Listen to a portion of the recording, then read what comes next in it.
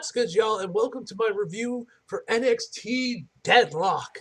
Yeah, you guys know I did end up reviewing Halloween Havoc a couple months ago, mostly because it just wasn't a pay-per-view show previously, it wasn't a takeover show, which to be fair, NXT has been calling themselves takeovers for a while, so I think but I'm just so used to saying it because it started off as a show that was just on NXT TV for a while, and they just moved it. I'm assuming because they were gonna move because of War Games, get moved to the main roster, which it seemed like that wasn't the case. So I'm just like, whatever. And it was a great, fantastic show in its own right, but really nothing to worry about. Really nothing that I thought was that review worthy for me to go out of my way and film the review and everything. Deadlock was another show I was honestly kind of thinking about skipping this one as well for doing a full on review on it for you guys. Mostly because I'm just still behind on a bunch of other videos right now, and with Hiroaka and Toonami and everything else, but I have to say, the men's Iron Survivor match was kind of the thing where I was like, okay, I think I might actually have to do a review for this show just to talk about that match, because that match was fucking incredible, man. The women's Iron Survivor match, also was fantastic in its own right, man, and the main event was also great as well. The tag team match was pretty good. Like, all the matches on the show were really good, but that men's Iron Survivor match, Jesus Christ, man, phenomenal. Probably one of my favorite matches of the year so far, man. That match was incredible. But yeah, without further ado, let's just jump right in. So first up was the women's Iron Survivor match, which started off with Roxanne Perez and Zoe Stark. Overall, I gotta say quickly here, I really dig the concept of the Iron Survivor match. Obviously, since Triple H took back War Games from NXT, and that's now on the main roster, NXT kind of needed to find a new gimmick to fill that void. And I think the Iron Survivor match turned out great, and I'm down to see this become a thing for years to come. Only thing I probably would change is maybe change the time limit from 25 minutes to 30 minutes. The only reason I say it is because I think 30 is just like a nice round number and things off at. I think it works a little bit better, but 25 minutes works fine as well. But that's just kind of me. My OCD is like, maybe make it 30 minutes. That would look a little bit better. But whatever the case may be, the time limit looks great. So they both start the matchup. Obviously, both these women try to get some falls in really quickly, but neither of them do. Eventually, Kiana James comes in there, and they keep going at you. Kiana James hit like a curb stomp on Roxanne Perez on the steps, where she had Roxanne's face on the top of the steel steps, and she just kind of kicked her put her foot down on Roxanne's head. Looked really good. Eventually, Zoe Stark manages to get the fall on Roxanne Perez, hitting her finisher to get the first fall of the match. So while she is in the penalty box, Cora Jade comes in next, and of course Cora, when she sees Roxanne's in the penalty box, she's like, ha ha ha ha ha, she laughs at her before running right into the ring. And first up, I gotta say, I really dig Cora's outfit. I think the red X looks really good on her, man. I'm not gonna say. Also, I gotta say, I've never really mentioned this before, noticed this, but I gotta say, Roxanne kind of bad though, no lie. She kind of bad though. I'm not gonna lie, man. Cora Jade, I've always kind of thought she was pretty attractive, but I gotta say, that red gear looked so good on her. Now, could I be biased because you guys know I like the color red? Possibly, but thought it looked nice. I'm surprised she wasn't wearing red Vans to go with it, except she was still wearing regular black Vans. I thought that was interesting. Figured she'd go with the red Vans. Or do Vans even come in red? I don't know. I don't wear Vans. Whatever the case may be, she gets in there, she does her thing. Eventually, Roxy manages to get out of the penalty box. Of course, she goes right for Cora Jade. Then she lands, she does that whole thing where she rushes towards her, drops her down to the ground, and starts railing punches on her, which eventually Kiara gets her off of her. They all keep going at it for a while. Roxanne rather tries to go for Pop Rock on Kiara Jade, but Cora stops her, gets her off her, goes for the roll up to get the 1-2-3, stealing the pinfall. Sends her into the penalty box, and of course Cora and Jade, they start pushing each other before Cora just slaps her, which that one was pretty cool, and they keep going to war. Eventually after her, Indy Hartwell came in there, and I think Indy was probably the quickest one to get from when she started the match to get the first fall. She was the quickest one to get a first fall, where she basically got in the match, rained Havoc down. There was also a chance of Indy wrestling in the crowd, which was very nice to see, man. Once a Gargano, always a Gargano. I'm glad saying that, seriously. I would love to see Indy I would love to see maybe some sort of revival of the Way. Maybe, probably not with Austin Theory now, because Austin Theory's been doing his own thing, but I wouldn't mind if we get a little mini stable going on with Johnny, Dexter Loomis, Candace, and Indy whenever she gets called up. I think that could work, because I love the Way, man. They were such a fun little stable going on in NXT, and I wouldn't mind seeing them back together again. At the very least, bring back Index. That was fun. Index was fun, man. That was really fun. it. But yeah. Anyway, so eventually Indy hits a big boot on Roxanne, and she gets a pinfall. Roxanne definitely was eating the most pinfalls in this match, at least at the start of it. So yeah, I was also starting to think because I was rooting for Indy me specifically, mostly just because of the way, and I liked Indy just from that. But a lot of people were predicting that Roxanne, and at this point, given how many pinfalls she was in, I was honestly kind of thinking that she probably wasn't going to win the match. But as we saw, I ended up being very wrong. So eventually, Zoe Starks and Kiara Jane. This honestly, I gotta say, I think I was kind of impressed with not Cora Jane. I was impressed. I thought she looked good, but I meant Kiara Jane, which I thought she looked really good in this one particular spot where both her and Zoe Stark on the outside. Zoe Irish whips her over to the barricade. Kiara jumps on top of the barricade, hits a moonsault on Zoe Stark. That looked really fucking good, man. Eventually, you have Roxanne and Indy having a little back and forth. Roxanne hits a crossbody, I believe, on Indy, would hit an India will. Try to go for a pin, but Cora would end up breaking the pinfall. Eventually, Roxanne would hit a suicide dive on Indy through the bottom row. Eventually, all the women are basically all congregating on the outside of the ring.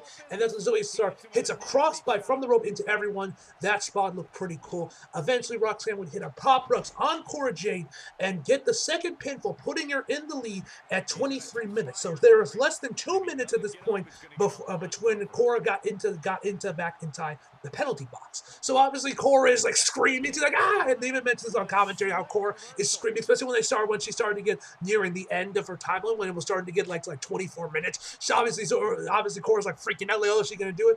And then Eventually, Cora, and then once they get to 24 minutes, all hell breaks loose. Everybody is rushing towards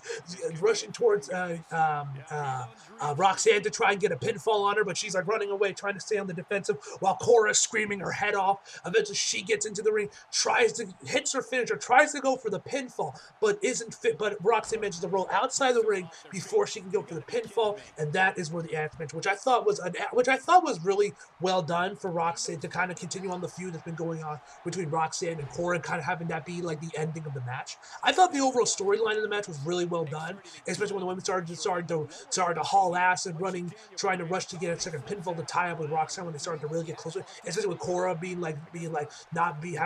so little time trying to get a second pinfall. I thought the storytelling of this overall match was fantastic, and I absolutely loved the ending. And this was mentioned throughout the match, but Roxanne Perez trained at Booker T's wrestling school. So, but right after Roxanne had won the match, you had Victor are you crying, Booker? And they didn't show us until after the commercial break, where we do get a close-up of basically the commentary booth. And I'm gonna be real, I couldn't tell if Booker was laughing or crying. I assume he was crying, but the way he looked, I was like, bro, are you laughing? Are you crying? Are you doing both? I swear on my life, I couldn't tell what this man was doing. But yeah, I'm sure Booker T was a very proud papa to see one of his girls succeed. And apparently, actually, at the Ring of Honor show, which I didn't watch because I don't watch Ring of Honor. I do not care that much about Ring of Honor, the Ring of Honor storylines in AEW. I heard there were some great matches on there, which I sure was with the tag title match with FTR and the broomsticks or broom. I've forgotten that other tag team names. I'm sorry, I don't remember their names. Ember Moon won the ROH Women's Championship, and his wrestlers go post a picture they're both being successful, and Booker would retweet that, which is how I saw it. So yeah, obviously Booker T was definitely a very proud papa to see one of his girls succeed. He was rooting for her throughout the entire match on commentary, man. It was pretty cool, man. It was pretty cool, honestly. So next up was Kaylee Ray and Isla Dawn. This was a pretty good match as well. Probably the weakest match on the card, but it was still a pretty good match all around. So once they made their entrances, they had a little back and forth to start the match off before Isla Dawn would just slap Kaylee Ray. And Kaylee Ray looked at this one like, bitch, you did not just slap me. Tackles her to the outside and just starts wailing on her. Eventually, as the match progresses on, Isla Dawn would eventually rip the second turnbuckle, would remove the padding off the second turnbuckle, which would come in around the end of the match. These two women kept going with Kaylee Ray hitting a suicide dive on the outside, hitting a little move on the top rope to the outside as well. Eventually she would go for a swanton bomb and goes for the pin, but the referee would start having this black ooze start to come out of the match. I know JD mentioned how he hates the supernatural shit with this match, which me personally, I don't inherently mind supernatural stuff in wrestling at all, but how it's handled.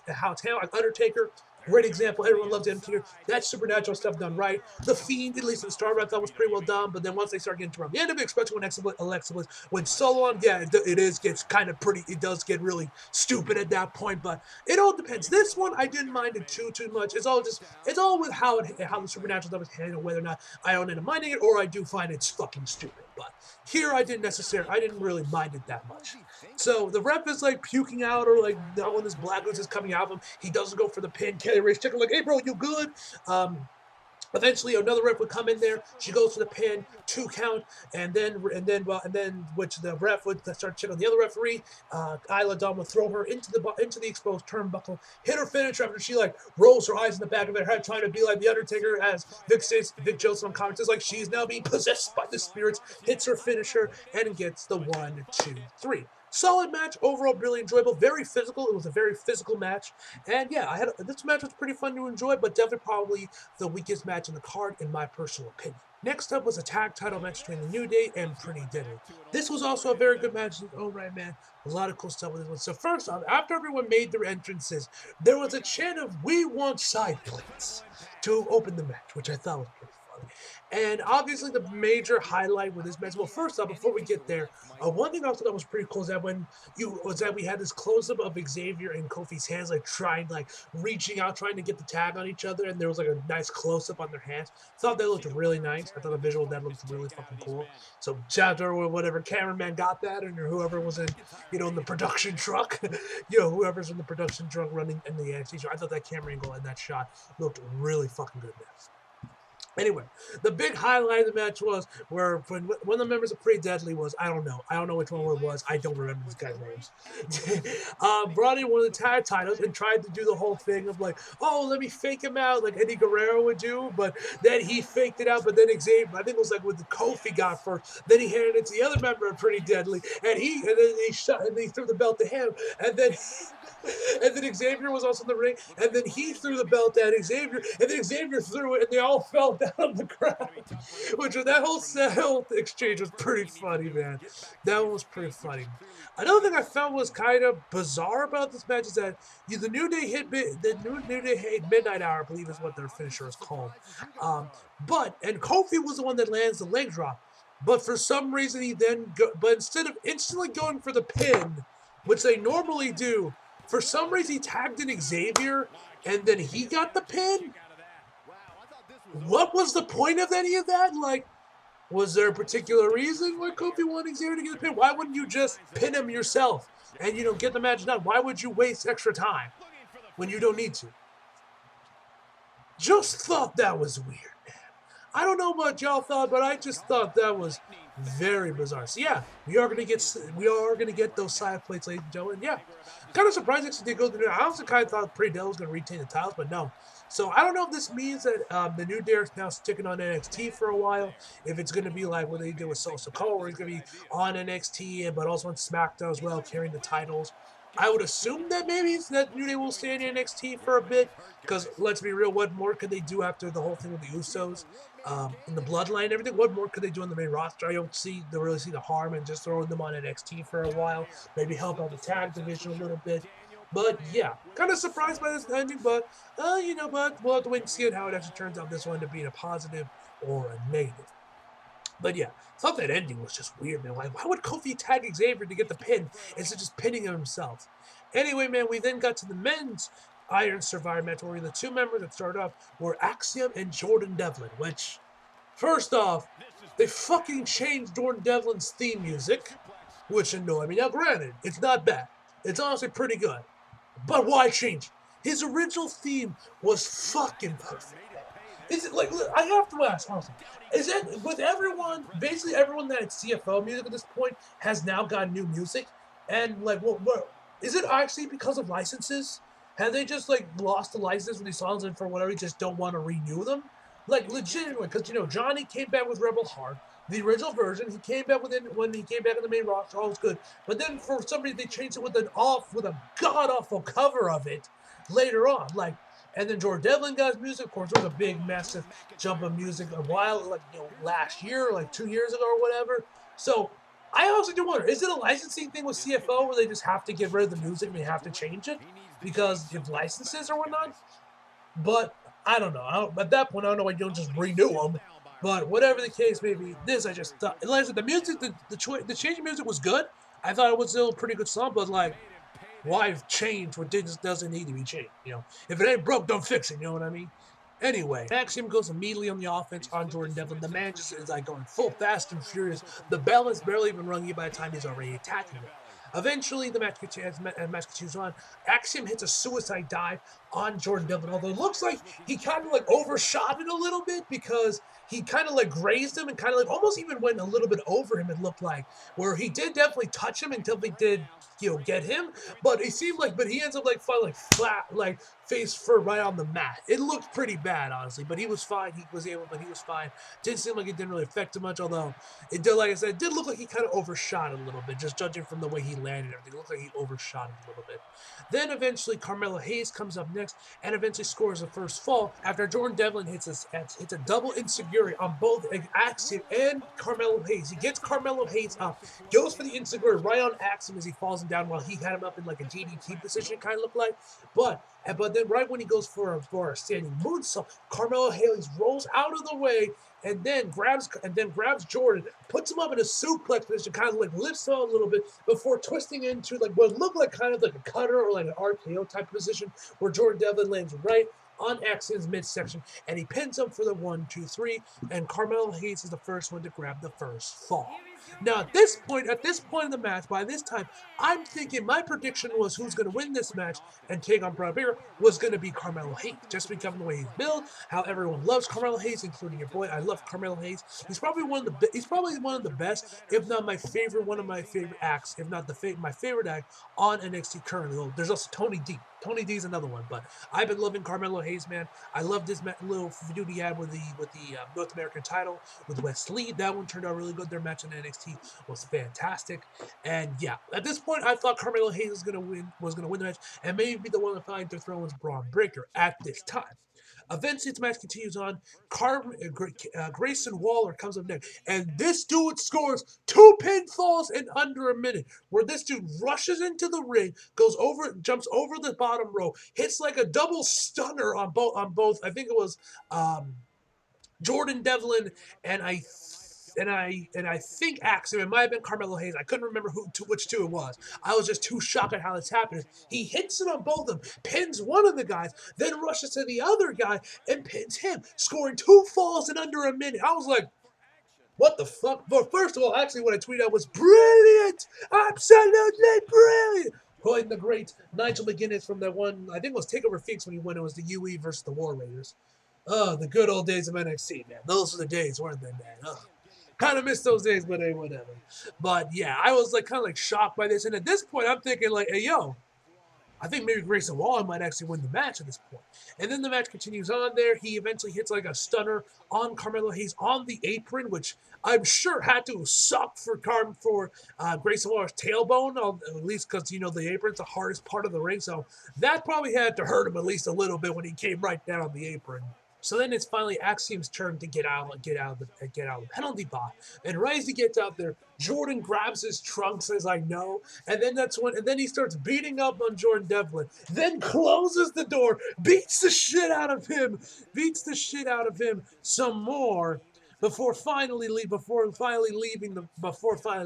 And by this point, Jordan Devlin's time was already up. So while Jordan is leaving, he slams the door in his face just for good measure, which honestly was pretty funny.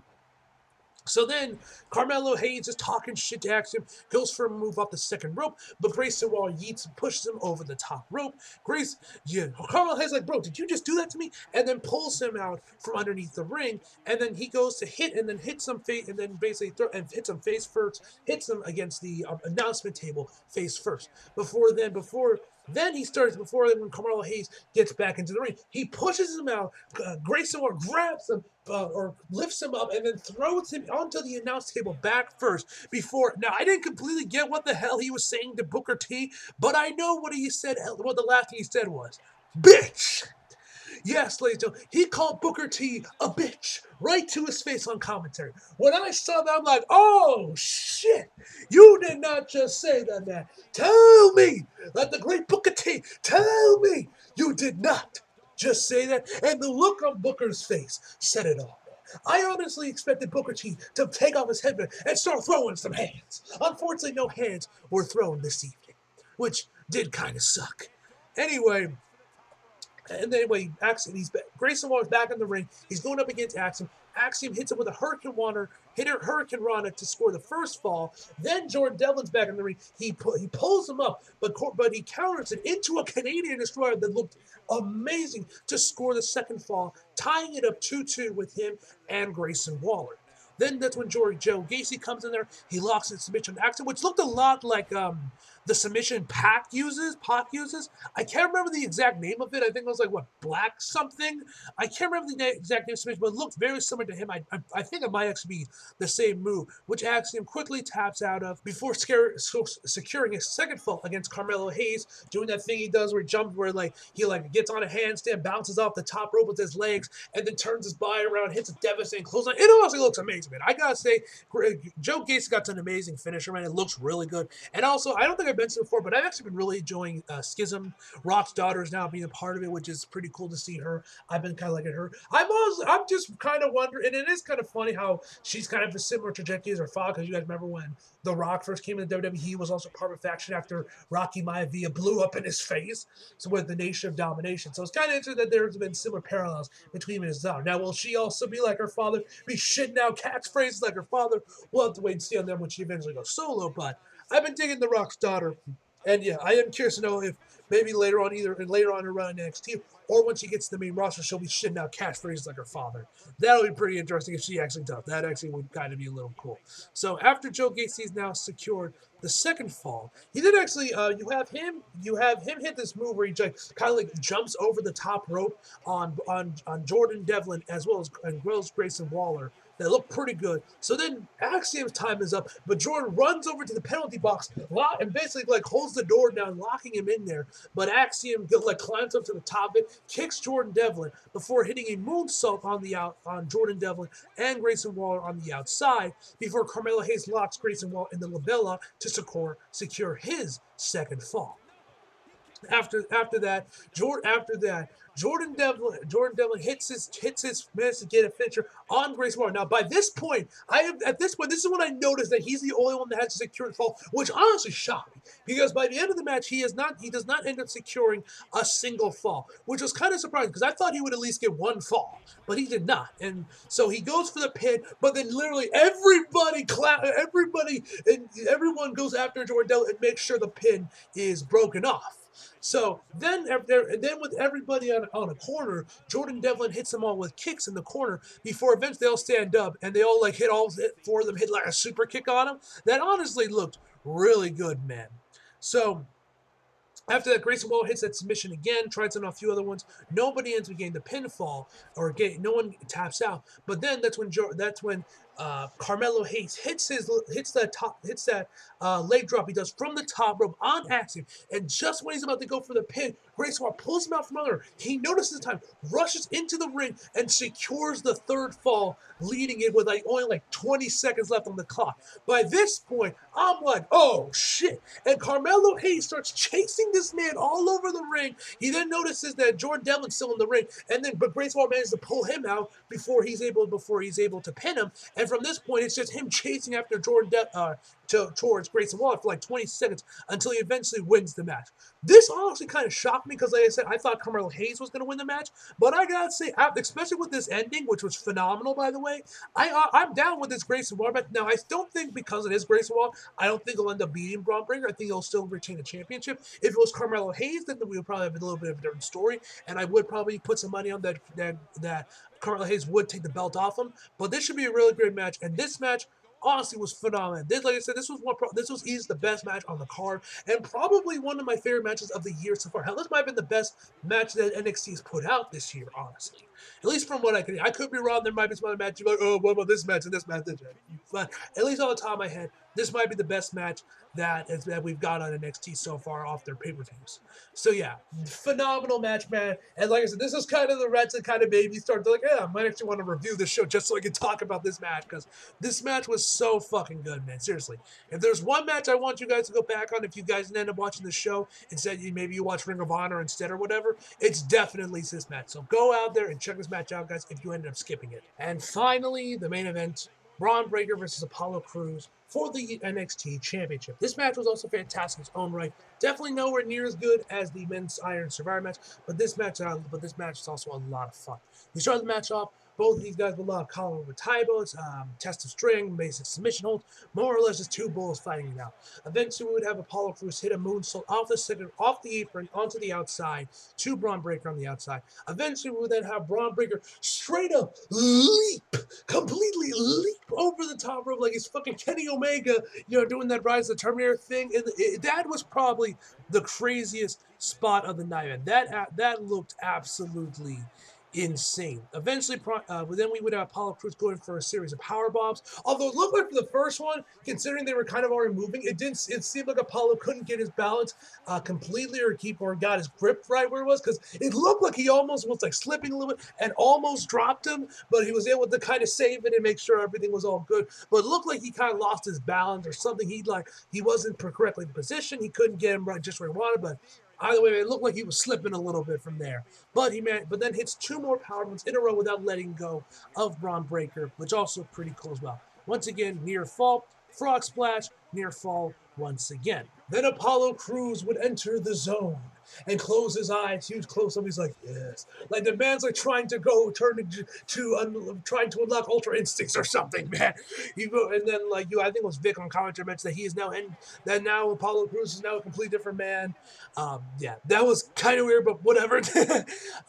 Eventually these two were eventually you got them both on the ground. They're both doing the whole thing where they're just having a slugfest out there, which those are always nice spots. I always really enjoy those. Eventually Braun Breaker would hit a spear to eventually win the match and of course retain the NXT Championship. Fantastic match, a lot of fun with this match as well. A lot of close near falls, a lot of great spots. Like I mentioned with Braun Breaker leaping over the top rope, man. That was pretty insane, especially for a man of his size. But yeah, fantastic show, man. Absolutely loved it. Maybe even the best takeover. I'm so used to calling these takeovers because it's NXT, but they're not called takeovers anymore. Nor should they, because they're not as good as takeovers. But probably this might have been the best NXT show of the year, at least that I can think of. There's a lot of great stuff, mostly from the Iron Survivor match for the men's, but a lot of great stuff in the show, man, and I had a lot of fun watching. So yeah, definitely check out the Iron Survivor match. If you guys did not watch the show, that's the one match in the card that I highly recommend you guys check out the most, is that match. But yeah, overall, my final verdict for NXT Deadlock is going to be a 9.5 out of 10, guys. So hope you guys enjoyed the video. Like if you did, subscribe if you're new. Follow me on social media if you feel like it. Links down in the description box below. And as always, come back for more. See you guys next time.